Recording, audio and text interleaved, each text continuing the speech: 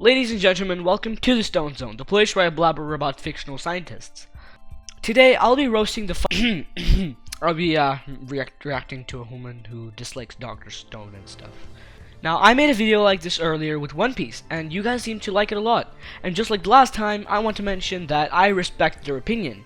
And it is completely understandable that they don't like Dr. Stone. It can feel simple, childish, and unrealistic at times, but that is a type of audience the author has targeted, so there will be a large amount of people who don't appeal to it. A lot of people assume that Dr. Stone is trying its best to try and be realistic because it uses real science, when it's really not. We're going to be seeing an example of that in this video, and with that, let's get right into it. If this video gets 5 likes, I'll do a part 2, so make sure to smack the like button if you enjoyed. Also, did you know that 69% of the Earth's fresh water is held by glaciers and ice sheets? Yeah, and now you pay me back by subscribing because I told you an extremely cool fact. Also, I'm sorry if my voice is a bit weird today. I don't know why. It's good. Yeah, my voice just feels weird. Dr. Stone is an anime that took itself too seriously and not serious enough at the same time. It did this by highlighting the cool aspects of science through Senku's re-engineering of the past inventions, via methods that were beyond human capability. It's been 2 sentences, and I already disagree. I just have to hope that our user doesn't expect a reality show from a shonen anime. Senku isn't really a human, he's an anime character. Sure, humans can grow their own antibiotic through the natural molding process of bread. In fact, this was taken advantage of in ancient Egypt. But is it reasonable for one man to memorize the entire process of producing a sulfa-antibiotic and creating the various instruments necessary in doing so? Seems rather absurd. No, yeah, they just assume that Dr. Stone is a reality show with real human beings. Being smart is Senku's personality, and that's his only strong point. He's bad at basically everything else. How much more do they want him nerfed? At this point, they've declared that they dislike the entirety of shonen manga/anime. This is because Senku is basically your average protagonist on the outside. If you dig deeper, you will start to notice a lot of things with Senku which just makes him better than the normal main character, but let's not do that now. So as I said, Senku is your normal shonen protagonist who normally is really strong. In Senku's case though, this is replaced by smartness. It's not weird at all to think that Senku has memorized the entire process of producing a sulfa-antibiotic and creating the various instruments in doing so. I'm sure a prodigy at the age of 15 would be able to memorize this looking at it from a realistic view, which again you shouldn't do. After taking a look at his list, he has seen quite a bit of shonen, definitely enough to understand that shonen protagonists, you would have to have an IQ under 10 to think otherwise. But what's more unbelievable than these absurd scientific feats, which is the strong point and unique characteristic of Dr. Stone, is Senku's eccentric personality. They can't even finish a sentence before I interrupt them. Is that my fault? If it is, then I'm sorry. Anyway, I feel like eccentric was a bad word to use in this case because Senku's personality isn't eccentric, which means weird or abnormal. Actually, everyone's personality is turned up to an 11 on the ridiculous scale. Taiju would probably be around 3,700. Ha, what a coincidence! Senku is petrified for 3,700 years too! But actually, I agree with this one. Taiju's personality is drawn to an extreme level. He screams way too much for my taste. But what I disagree with is when he says every character is like this. Sure, some characters are pretty tropey and exaggerated, but there's not a single shonen anime where there isn't one. For example, Zenitsu from Demon Slayer never stops being a wuss and a crybaby. Well, he does, but that's only when he's on autopilot mode. But every anime has a couple characters who are like that. They make the show much livelier, and there are a lot of people who enjoy these type of characters. It also increases the value of the emotional scenes of these humans. Take this panel of Taiju for example. Don't worry, it's not manga spoilers, I'm not going to give the context. So, take this panel of Taiju for example. We get to know the backstory of Taiju, which gets pretty emotional.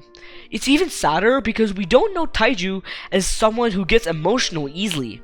He's always energetic and screaming, and it is proven that most people who appear energetic and joyful on the outside have a really sad life which they hold inside them.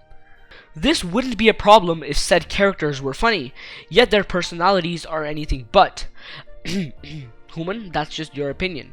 But seriously though, some people really like the comedy in Dr. Stone, so they should have stated that it's just their opinion. Starting with the man of science himself, Senku. He has an encyclopedic knowledge of all scientific inventions. Actually, he puts encyclopedias to shame with their dearth of information. Senku offsets his profound cognitive abilities with an edginess that redefines the trope itself. Essentially, think of Senku as an extreme version of Yagami Light. Complaining that Senku is smarter than encyclopedias is the dumbest thing I've heard in a while. Imagine someone complaining about how Naruto is stronger than The Rock, or even take the anime which he likes, being Death Note. It is speculated that L's IQ is around 230, and that's way more than Einstein or Stephen Hawking's, who had an IQ of around 180. Senku's intellect can be compared with the super speed and super strength of other anime MCs.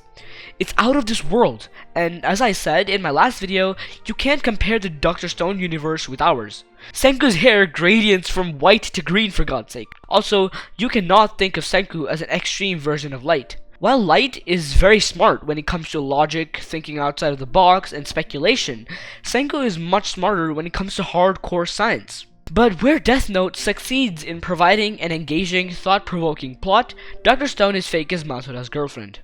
Haha, funny joke there. Thank you for explaining it, sir/ma'am. So yes, Death Note does indeed make you use your brain a lot while reading or watching it. This person's gotta be a boomer. But anyway, there are a lot of people who want to watch anime just to chill and not use your brain too much. This just comes down to personal taste, so let's just continue reading, shall we? Even bad anime have one character that can make the show somewhat bearable. This is not the case for Dr. Stone. Chrome's inane antics and exaggerated facial expressions would normally be sufficient to categorize him as the worst character of the show. However, Taiju's tomfoolery is second to none. Although Ginro's cognitive betise was something to behold. So many awful characters. Now, the exaggerated facial expressions are just the comedic style of the anime, and Chrome is not the only one who make them. Also, I think labeling someone as the worst character of the show simply because he makes exaggerated facial expressions is very lazy and dumb. Chrome has so much depth to his character, and has developed a lot throughout the 2 seasons of Dr. Stone. Next, he says Taiju is dumb, and yes, Taiju is dumber than Yo Mom, but again, these are the types of characters in every shonen anime. Ginro isn't a dumb character though, which I think that's what they're trying to say. He's a coward, but he has common sense, unlike Taiju. Also, holy shit, sir/ma'am, stop using such complicated words my tiny brain can't handle. Moving on from the comedically impoverished lot, Shishio is a token evil dude who is bent on world domination. Instead of a personality, he performs epic physical feats like punching a lion or snatching a bird in mid-fight. At this point, I just have to assume that they've not been paying attention to the series. Tsukasa is not bent on world domination at all. He says it loud and clear that his desire is to get rid of the old thinking ways and the older generation. Tsukasa definitely has a lot of character, and he does it all for a certain Shishio Mirai. Again, they assume that Dr. Stone is based on a true story and that fictional characters should not be able to make impossible feats. Kohaku is your basic action girl, and Yuzuriha is just that, minus the action, meaning she's just a girl. I don't have much to say about this, other than the fact that Yuzuriha isn't really useless because, you know, fixing statues part, and I assume that they have not watched Season 2 yet. She's actually quite irrelevant to the story in Season 1. The amount of posing in Dr. Stone puts runaway models to shame. Every time Senku inspires Chrome, which seems to be happening at least once per episode, they overly dramatize the situation to make it look like the two are going to save the world. Incidentally, this tone matched numerous events, particularly the tournament for Ruri's hand in Manage. Well, yes, there is a lot of over-dramatizing and exaggeration in the show, but imagine this. Someone from the future comes back in time and shows you, like, flying cars or teleporting machines. You will definitely be amazed. This is the same with them. Even if the things that Senku builds is nothing new to us, on the other hand, they are seeing crazy inventions that they've never even seen or heard of. It's basically magic to them. Even after stating this though, I must agree that there is a decent bit of over-dramatizing in some situations. It is done to trick us into thinking that some underwhelming situations are actually insanely cool.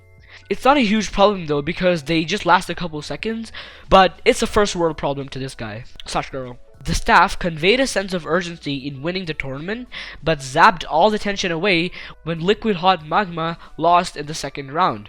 Also, the tournament itself was a traversity of bland fights, mismanaged pacing, and excessive stupidity.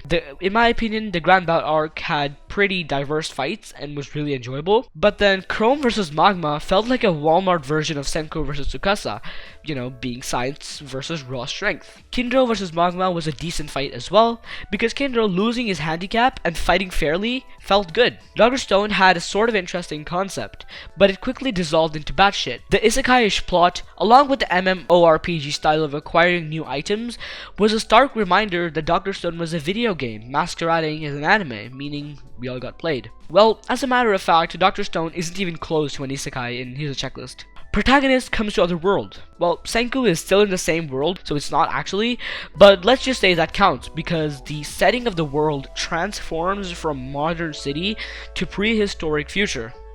Half check mark. Next, the main character usually gets a harem with no reason at all. Well, that doesn't happen, so not checkmark. Next, the power system is always magic in isekai, but in Dr. Stone, the power system is science, so no checkmark. Also, it doesn't even have the isekai genre, so it's not an isekai.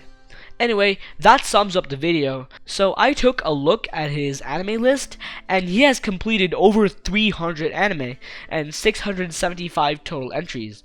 He gave Naruto a 2 and Shippuden a 1, and it's not even the score that matters. He gave Naruto a bigger score than Shippuden, and that's just wild to me. Dr. Stone definitely is a type of anime which you either love or absolutely hate. He should have made a point about how some of his points were just his opinion, and someone else who is younger would have liked it. My guess is that our user expected something realistic and serious out of Dr. Stone, but didn't get what they expected. Dr. Stone is just a perfect mishmash of comedy, shonen, and sci-fi, which is made for being funny, simple, and easy to understand. Again, 5 likes and I'll do a part 2 because there are a lot of funny and stupid Dr. Stone reviews out there. Please subscribe and bye bye.